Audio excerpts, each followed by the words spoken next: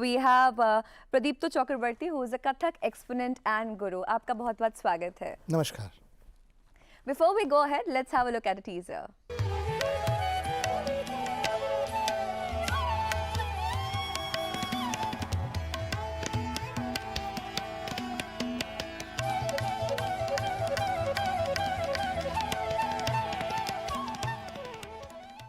आपका बहुत बहुत स्वागत है. हम शो पे अक्सर चर्चा करते हैं कि male dancers, Arjun, we always talk कि as this is the first time we have a male Kathak exponent.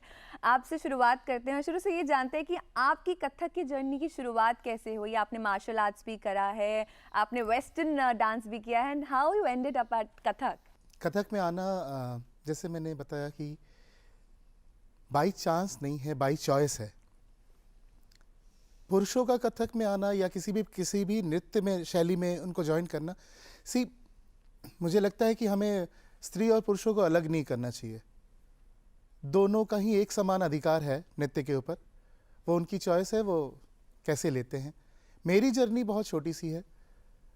मैं मार्शल आर्ट प्लेयर था, ताइक्वांडो किया करता था, स्टेट चैंपियन लड़ा करता था. थोड़े बहुत वेस्टर्न डांस, उस समय वेस्टर्न डांस ही बोलते थे उसको, हम करते थे. लेकिन कहीं ना कहीं आत्मसंतुष्टि नहीं थी उसको लेके. तो मेरे घर में थोड़ा बहुत कल्चर को लेके चर्चाएं होती रहती थी. तो चॉइस करने को कहा गया, तो मैंने कथक को चॉइस किया. इसके अलावा मेरे पास ऑप्शन भी नहीं थे, क्योंकि मैंने ज़्यादा डांसेस देखे नहीं थे. एक लड़का कैसा होता है, मार्शल आर्ट लड़ रहा है, वेस्टर्न डांसेस कर रहा है, उसके सामने बिल्कुल एक नया डांस आता है कथक, तो उसको अच्छा लगा. वहाँ से मेरा दिल्ली कथक केंद्र आना हुआ. मैं कानपुर का पढ़ा लिखा हूँ. दिल्ली कथक केंद्र आया और मेरी जो सानिध्य है, मेरे गुरु पंडित जयकिशन महाराज, is elder son of Pandit Birju Maharaj, उनके बड़े सुपुत्र हैं. उनके पास रह के मेरी शिक्षा पूरी हुई. आज भी मैं उनके सानिध्य में हूँ. वो मेरे गुरु हैं और एक बेहतरीन तरीके से उन्होंने मुझे शुरू से, मैं एक पत्थर जैसा तो था, तराश के उन्होंने एक मूर्ति बनाई जी. तो इस तरह से मेरा कथक में आना हुआ. तो आप लखनऊ घराने को फॉलो करते हैं, लखनऊ घराने की शैली को. लखनऊ घराना अलग कैसे है बाकी घरानों से, और आपने लखनऊ घराना ही इन पर्टिकुलर क्यों सेलेक्ट किया? इस विषय में बातें करने लगेंगे तो बहुत समय चला जाएगा. मैं आपको छोटा सा बताता हूँ कि कोई भी घराना आपको नृत्य से अलग नहीं करता. एक स्टाइलिंग होती है. जैसे आज मैंने कुर्ता पहना है, आपने शर्ट पहनी है, लेकिन हम दोनों ने परिधान डाल रखा है. उसी प्रकार से लखनऊ घराना या जयपुर घराना या बनारस घराना एक अलग तरह का परिधान है, लेकिन काम आता है पहनने के, अंगों को ढकने के. तो नृत्य तीनों रूपों में है, तीनों ही बेहतरीन है, बहुत सुंदर है. अलग अलग व्यक्ति अलग अलग ढंग से उसको देखता है कि उसको आज क्या पहनना है. तो हम शुरुआत से ही चॉइस करके चलते हैं कि हमें कौन सा घराना सीखना है, जो उसको ज़्यादा पसंद आता है. तो मुझे लखनऊ घराना शुरू से ही बहुत पसंद था, बिकॉज ऑफ पंडित बिरजू महाराज. तो मुझे अच्छा लगा, तो मैंने लखनऊ घराना ज्वाइन किया. वैसे कोई भी घराना बुरा नहीं होता. जी. एक चीज़ और देखी जाती है, नॉर्थ इंडिया की अगर इन पर्टिकुलर बात करें तो कथक ही देखने को ज़्यादा मिलता है रादर देन भरतनाट्यम या कुचिपुड़ी. बहुत सारी अदर डांस फॉर्म्स भी है. तो ऐसा क्यों होता है कि कथक नॉर्थ इंडिया में ज़्यादा पाया जाता है? भाषा बहुत ज़्यादा मदद करती है किसी भी पर्टिकुलर डांस को करने के लिए. दो अलग अलग खंड हैं. एक क्रियात्मक प्रैक्टिकल उसका वर्क है, टेक्निकल वर्क, जैसे पढ़न का करना, धा गिटतक धूम गिटतक धित्ता तड़न धित्ता धड़गड़ा. और एक तरफ जब आप छोटे छोटे माइथोलॉजिकल कैरेक्टर को लेके, या मैं उसको हिस्टोरिकल कैरेक्टर भी कह सकता हूँ, उस कैरेक्टर को लेके आप प्रेजेंटेशन देते. ईश्वर में शिव हैं, कृष्ण हैं, गणेश हैं, सरस्वती है, लक्ष्मी है, विष्णु है. तो जब आप भाषा, जैसे मैंने कहा कि भाषा आपको बहुत ज़्यादा मदद करती है. अब मुझे भरतनाट्यम आने के लिए दूसरी भाषाओं का ज्ञान होना बहुत ज़रूरी है, वो नहीं है. तो ये मेरी प्रॉब्लम है, मतलब मेरे अल्प ज्ञान का प्रॉब्लम है कि मैं दूसरी डांसें सीखने में अक्षम हूँ. कथक मुझे हेल्प इसलिए करता है क्योंकि मैं साधारण, आप इस देवनागरी में या हिंदी में हम भाषाएं बातें करते हैं या अवधी में बोल होते हैं, तो वो काफ़ी मिलता जुलता है, आसानी होती है सीखने में. इसीलिए यहाँ के लोग ज़्यादातर कथक को चुनते हैं, क्योंकि जब उनको कैरेक्टर डिफाइन करने होते हैं किसी प्रकार का, तो वो उनकी भाषा में ही मिल जाता है। तो हम डांस फॉर्म्स और मूवमेंट्स की बात करते हैं, और कथक जैसा नृत्य है उसमें एक स्टोरी टेलिंग एक्सरसाइज भी है, जो हमारा जो थीम से चलता है, जो जेस्चर्स, जो एक्सप्रेशंस होते हैं डांसर के। तो आप कौन से मिथोलॉजिकल स्टोरीज नरेट करते हैं through your dance form? Mahabharata, Ramayana, Bhagavad Gita, कौन से ऐसे स्टोरीज पे आपका फोकस है? आपने जितने नाम लिए, हम कथक डांसर ये सारी चीज़ें करते हैं। सिर्फ कथक डांसर ही नहीं, मैं किसी भी डांस को छोड़ना नहीं चाहूँगा। हर क्लासिकल डांस, शास्त्रीय नृत्य, सब माइथोलॉजिकल कैरेक्टर या हिस्टोरिकल कैरेक्टर, जैसे मैं बार बार जोर दे रहा हूँ, इनको लेके चलते हैं। चाहे वो भगवत गीता हो, रामायण हो, महाभारत हो, इनके कैरेक्टर को दिखाने के लिए हम पूरी तरीके से उसका इस्तेमाल करते हैं। मैं छोटा सा अंग प्रस्तुत करूँगा आपके लिए, जैसे पढ़ूँगा। कृष्ण का एक दौर था जब ब्रिज में इंद्र की पूजा हो रही थी। तो कृष्ण ने कहा कि इंद्र की पूजा क्यों कर रहे हैं? अगर आपको पूजना ही है तो गोवर्धन को पूजिए, पर्वत को। वो आपको फल फूल देता है, आपके गायों को, बछड़ों को खाने के लिए जगह देता है, आपको कितनी सारी चीज़ें देता है। तो कहानी के दौरान ऐसा आता है कि इंद्र कुपित होते हैं, नाराज़ हो जाते हैं, और वो बहुत वर्षा करते हैं, बाढ़ आ जाती है। तो कृष्ण पर्वत को उठा के उन सबको आश्रय देते हैं वहाँ पे। तो अब ये पूरी कहानी डांसर कैसे प्रेजेंट करता है? तो क्या मैं थोड़े से शब्दों का इस्तेमाल कर सकता हूँ? जी जी बिल्कुल। तो कहानी में है कि इंद्र कुपित हुए,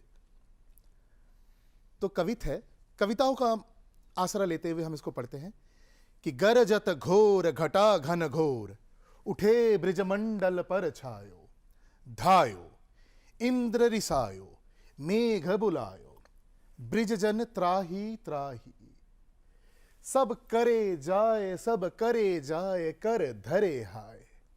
हाय विघन तब नंदन दन, शुभ चंद्र बदन, दृग अरुणारे, कच कजरारे, कर लीन मुरलिया मंद मंद मुस्काए, कहे मन धीर धरो, तिगधा दिग दिख तिगधा दिग दिख, थैया थैया क्राम धा कत धा, ठुमक ठुमक मटकत पग पटकत, धाकड़ तक धुमकड़ तक धिट धिट धिट, तरन्य धा कनिष्ठ का गिरिधर लियो। जय मुकुंद माधव की सुमन बरसे, जय मुकुंद माधव की सुमन बरसे, जय मुकुंद माधव की सुमन बरसे। तो छोटे छोटे कविताओं का सहारा लेके पूरी की पूरी कहानी हम सुनाते हैं। वो बहुत छोटे तरीके से सुना दिया जाता है और काफ़ी इंटरेस्टिंग होता है। इसमें नृत्य के बोल भी आ गए, छंद भी आ गए, नर्तन करते हुए हम पढ़न भी करते हैं, तो वो एक क्रिया है। और जैसे आपने कहा कि हम छोटे छोटे जेस्चर्स का इस्तेमाल करते हैं, त्रिपताका रखना, हंसास्यो रखना, ये सारी चीज़ें आसानी से दूसरों को समझ में आ जाती है। इसकी भी अलग से पूरी शिक्षा है कि अगर सिर्फ हाथ भी पढ़ना है तो उसके पूर्व संस्कृत में नाम है, पताकस त्रिपताको अर्ध पताकः कर तरी मुखः। तो हमको ये पूरा पढ़ना पड़ता है, मुद्राएं जो हैं, बिल्कुल पूरी मुद्राएं। और ये ऐसा नहीं है कि सिर्फ कथक डांसर पढ़ते हैं। शास्त्रीय नृत्य सीखने वाला कोई भी बच्चा, स्त्री हो या पुरुष, जितने भी अंग हैं, सब में सीखना कंपलसरी है।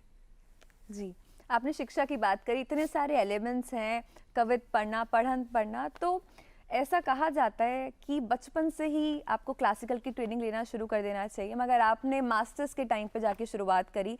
तो हम कभी भी लाइफ के किसी भी पीरियड में शुरुआत कर सकते हैं डांस को सीखना? जी, शास्त्रीय नृत्य बहुत बंधन मुक्त है। थोड़ा सा अगर वक्त मिले तो इस तरह से बताऊंगा कि एक ग्रामेटिकल इंग्लिश है और एक स्पोकन इंग्लिश है। तो वेस्टर्न डांस जो है वो स्पोकन इंग्लिश है, आप कभी भी जाके 3 महीने में सीख के आ सकते हैं। क्लासिकल जो है वो ग्रामेटिकल इंग्लिश है, आप ग्रामर किसी भी उम्र से सीखना शुरू कर सकते हैं। तो बहुत आसान है, आप कभी भी सीखिए, क्योंकि इतना ग्रामर है कि आप आसानी से नर्तन क्रिया कर सकते हैं। ज़रूरी नहीं है कि उसमें बहुत ज़्यादा उछल कूद किया जाए, आराम से भी आप चीज़ों को दिखा सकते हैं। और इसीलिए ये डांसेस इतने दिनों से चल रहे हैं।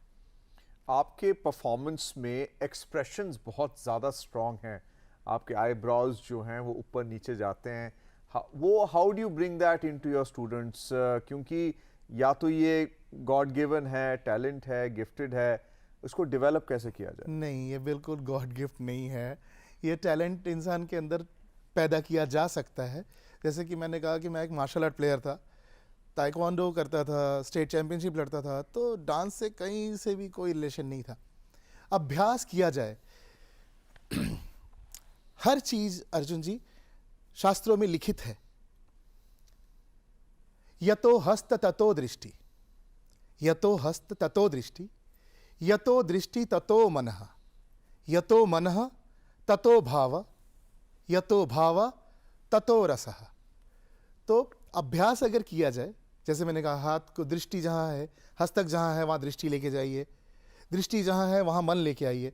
तो आप अपने जितने भी आपके सेंसेस हैं, आप इसके ऊपर अगर कमांड रखते हैं वन बाय वन, चाहे वो कपोल हो, आईब्रोज हो, दृष्टि हो, ग्रीवा हो, सर हो, इन सब चीज़ों पे कमांड लिया जा सकता है, पॉसिबल है। मेरे गुरु ने तो ऐसे ही सिखाया। जी, छोटे छोटे अंग पे नियंत्रण करना कथक का एक बहुत अहम जी, अंग बड़े होते हैं, अंगों के बाद उपांग और प्रत्यंग आते हैं छोटे छोटे, ठीक है। तो अंग बड़े माने जाते हैं, जैसे ये धड़, ये पूरा अंग है, हाथ अंग है, लेकिन शोल्डर हल्का सा चलाना, कलास, आईब्रोज उपांग हैं, प्रत्यंग हैं। इन सब पे जैसे आपने कहा, बिल्कुल किसी भी उम्र से शुरू कर सकते हैं आप, और इन पे कमांड लाया जा सकता है। और कोई भी इन पे कमांड ला सकता है। कोई भी। यही खूबसूरती है कि आप किसी भी उम्र में शुरू कर सकते हैं।